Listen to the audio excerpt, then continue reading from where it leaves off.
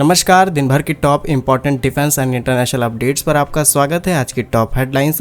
दोस्तों, जहां रक्षा मंत्रालय अभी तक पश्चिमी देशों को प्रायोरिटी दे रहा था भारत के एमका प्रोग्राम के लिए, अब रूस के लिए भी रास्ते खोले जा चुके हैं। रूस, जो कि ऑलरेडी भारत के इस प्रोजेक्ट में काफी ज्यादा इंटरेस्टेड था। अमेरिकी इंटेल प्रमुख तुलसी गबार्ड जल्द ही भारत दौरे पर आएंगे और भारत के साथ कुछ इंपॉर्टेंट मुद्दों पर बातचीत की जाएगी। असम भारत का वो राज्य बनने जा रहा है जो कि अब अपनी खुद के सैटेलाइट को लॉन्च करेगा और इसके लिए इसरो के साथ बातचीत शुरू हो चुकी है। इंडोनेशिया ने ये बात क्लियर कर दी है कि आने वाले समय में अभी तक उन्होंने कोई डिसीजन नहीं लिया है कि ब्रह्मोस मिसाइल वो खरीदेंगे, लेकिन ये फैसला आने वाले कुछ सालों बाद लिया जा सकता है। लास्ट अपडेट आईएनएस वर्षा से सामने निकल के आ रही है, जहां पर करीब 3.7 अरब डॉलर की लागत से भारत ने एक सीक्रेट पनडुब्बी अड्डा बना करके तैयार किया है, जहां पर पनडुब्बियों को परमाणु हमले से बचाया जा सकता है। अब इसकी बहुत सारी इंपॉर्टेंट डिटेल्स सामने आई हैं। तो आज की इस वीडियो में सारी इंपॉर्टेंट अपडेट डिटेल्स में आपको बताते हैं। यदि आपको हमारा काम पसंद आए तो इस वीडियो को लाइक और चैनल को सब्सक्राइब जरूर कीजिएगा। तो सबसे पहले बात करते हैं मिनिस्ट्री ऑफ डिफेंस के उस फैसले की जिसकी वजह से रूस आज काफी ज्यादा खुश होगा,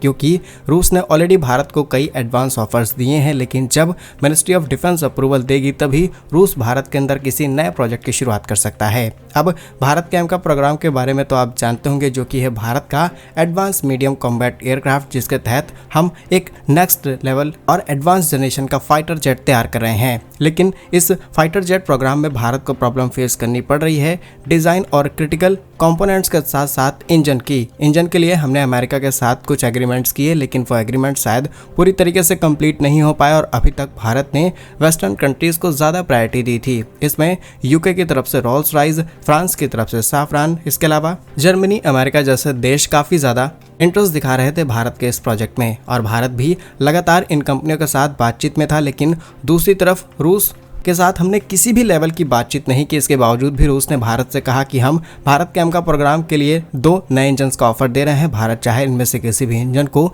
अपने देश में प्रोड्यूस कर सकता है, रशिया लाइसेंस देने को तैयार है। इसके अलावा को डेवलपमेंट के भी ऑफर भारत के साथ दिए गए, जिसमें कुछ रशिया के साइंटिस्ट भारतीय साइंटिस्ट के साथ मिलकर के इस फाइटर जेट को तैयार करने का काम करेंगे। अब आप खुद ही अंदाजा लगा सकते हैं कि रूस ने भारत के सामने कितने बड़े बड़े ऑफर्स दिए हैं, और ये तो सिर्फ और सिर्फ ऑफर्स थे। ऑफर्स के अलावा रशिया ने अपने SU-57 के भी सबसे डिस्काउंटेड प्राइस भारत के सामने रखे। इसके अलावा HAL के पास, जहां इनके सुखोई सीरीज के अलग अलग फाइटर जेट्स तैयार किए जा रहे हैं, वहां पर ये SU-57 को 6 महीने के अंदर बनाना शुरू कर सकते हैं। बस फैक्ट्री में कुछ बेसिक मॉडिफिकेशंस की जरूरत पड़ेगी और इस फाइटर जेट का प्रोडक्शन भारत में शुरू हो जाएगा। अब भले ही इस 5th जनरेशन फाइटर जेट की टेक्नोलॉजी भारत की ना हो, इसके बावजूद भी ये फाइटर जेट अगर भारत के अंदर बनता है तो कई देशों के पेट में दर्द हो जाएगा, इंक्लूडिंग अमेरिका। फिलहाल अब बात करते हैं कि एमका प्रोग्राम में रूस की कैसे अहम भूमिका हो सकती है। तो रूस की सरकारी कंपनी रोस्टेक ने एमका प्रोग्राम के लिए ऑलरेडी अपने 177S इंजन के पेशकश की थी, जो कि AL-41 और AL-51 पावर प्लांट के साथ तैयार किया गया इंजन है और इसे आसानी से 5th जनरेशन फाइटर जेट में फिट किया जा सकता है। और इसका डिजाइन, थ्रस्ट, फ्यूल कंजम्पशन और तमाम तरीके की फैसिलिटीज कुछ इस हिसाब से ही कस्टमाइज की गई हैं कि इसे 5th जनरेशन में फिट किया जा सके। अब हम आपको इसका छोटा सा कंपैरिजन बताते हैं। रशिया का ये इंजन यानी कि 177S और अमेरिका से हम जिस F414 इंजन को ले रहे हैं तेजस MK2 के लिए, वहीं कुछ रिपोर्ट्स ये भी कहती हैं कि हम इसका एमका में भी इस्तेमाल कर सकते थे, क्योंकि इसका थ्रस्ट 90 से 100 किलो न्यूटन के आसपास या फिर 110 किलो न्यूटन तक जाता है। लेकिन रशिया का ये इंजन 142 किलो न्यूटन का थ्रस्ट जनरेट करता है, यानी कि इतना ज्यादा पावरफुल थ्रस्ट के साथ इतना अच्छा ऑफर भारत के सामने है। डेफिनेटली इसे भारत को एक्सेप्ट करने की तरफ कदम बढ़ाना चाहिए। और ऐसा भी नहीं है कि वही टेस्ट किया हुआ इंजन हो, लैब के अंदर बनाया गया हो, बल्कि रशिया ने इसे बना करके सक्सेसफुली फाइटर जेट्स में लगाया और 6000 घंटों से भी ज्यादा की ये अपनी सर्विस दे चुका है। बाकी आपके हिसाब से रशिया के इस ऑफर को भारत को एक्सेप्ट करना चाहिए या फिर नहीं, कमेंट्स में अपनी राय जरूर बताइएगा। नेक्स्ट इंपॉर्टेंट अपडेट अमेरिका की होने वाले एक इंपॉर्टेंट विजिट से सामने निकल के आ रही है, जहां पर अमेरिका की राष्ट्रीय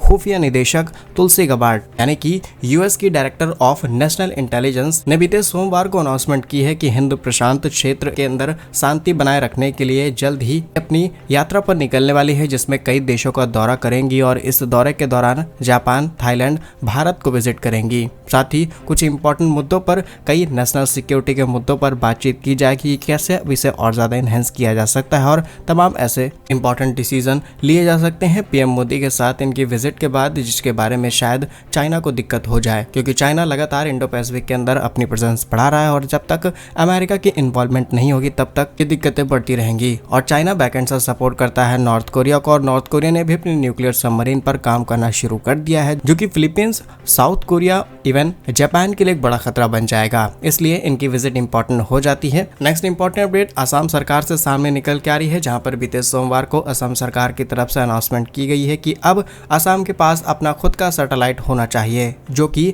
सीमा पर आसानी से निगरानी रख सके, जो कि बॉर्डर्स पर निगरानी रख पाएगा। और ये डेफिनेटली स्टेट गवर्नमेंट की तरफ से लिए जाने वाला एक बड़ा फैसला है। और इस प्रोजेक्ट को आगे बढ़ाने के लिए इसरो के साथ राज्य सरकार की बातचीत चल रही है। केंद्र सरकार की भी इन्वॉल्वमेंट यहाँ पर हो सकती है। और ये अनाउंसमेंट खुद मुख्यमंत्री हेमंत बिस्वा शर्मा ने दी है, जिन्होंने कुछ समय पहले ये तक बयान दिया था कि चाइना जिस तरीके से तिब्बत का नाम बदल रहा है, भारत के कुछ लोकेशंस का नाम बदल रहा है, डेफिनेटली भारत को भी उन लोकेशंस का नाम बदल देना चाहिए जो कि तिब्बत में है। चाइना उन्हें अपना क्लेम करता है। फिलहाल पोसन सैटेलाइट होने से चाइना को बहुत ज्यादा दिक्कत होने वाली है, क्योंकि वैसे तो असम सरकार अपने लिए इस सैटेलाइट को लॉन्च करने की तैयारी में है, लेकिन इसका इस्तेमाल करके हम आसानी से अरुणाचल प्रदेश पर नजर रख पाएंगे और वहां पर चाइना की जो हो रही अलग अलग एक्टिविटीज हैं, चाहे वहां पर नए गाँव बसाने हो या फिर कुछ नए कंस्ट्रक्शन करने हो, इन सब पर भारत आसानी से नजर रख पाएगा। और डेफिनेटली जैसे ही भारत सरकार इस प्रोजेक्ट को आगे पास करती है, चाइना की तरफ से रिएक्शन जरूर आएगा। नेक्स्ट इंपॉर्टेंट अपडेट भारत की ब्रह्मोस मिसाइल से जुड़ी हुई है, जिसे भारत और रूस ने एक साथ मिलकर के भारत में तैयार किया और इसे दुनिया की सबसे फास्टेस्ट मिसाइल बताया जाता है। लेकिन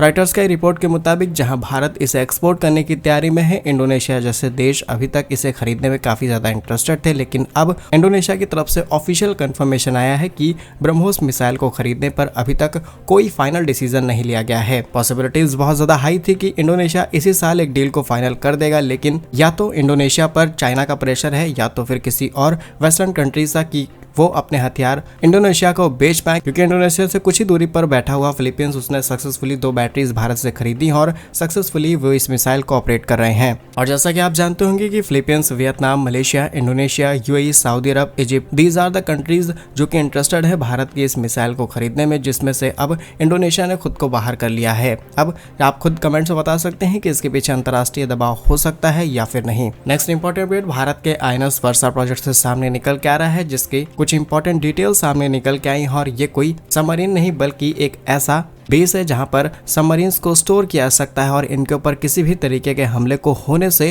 रोका जा सकता है। वैसे तो सरकार की तरफ से साल 2011 और 12 में इसके फाइनेंशियल प्रोजेक्ट क्लियर किए गए थे और 2018 में इसका कंस्ट्रक्शन शुरू हुआ था और अब फाइनली लगभग पूरी तरीके से बनकर के तैयार हो चुकी है, जो कि आंध्र प्रदेश के रामबली में स्थित है, जो कि विशाखापट्टनम से लगभग 70 किलोमीटर दूर है। इसका साइज 20 स्क्वायर किलोमीटर का है। इसके अंदर 12 न्यूक्लियर सबमरीन्स रखी जा सकती हैं और इसके अंदर रखी हुई सबमरीन पर किसी भी तरीके की नजर, चाहे सैटेलाइट हो या फिर कोई एडवांस टेक्नोलॉजी, नजर नहीं रख सकती। इस प्रोजेक्ट को बनाने में करीब 3.75 अरब डॉलर का खर्च आया है और अब फाइनली ये प्रोजेक्ट भारत को एक नई ताकत देगा। फिलहाल इस प्रोजेक्ट में भी सहमति रही है अमेरिका, जापान, ऑस्ट्रेलिया जैसे देशों की। बाकी क्या कुछ कहना है आपको भारत के इन प्रोजेक्ट पर कमेंट्स में जरूर बताइए। भारत के ऐसे ही वीडियोस पाने के लिए वीडियो को लाइक, चैनल को सब्सक्राइब जरूर कीजिए। वंदे मातरम, भारत माता की जय।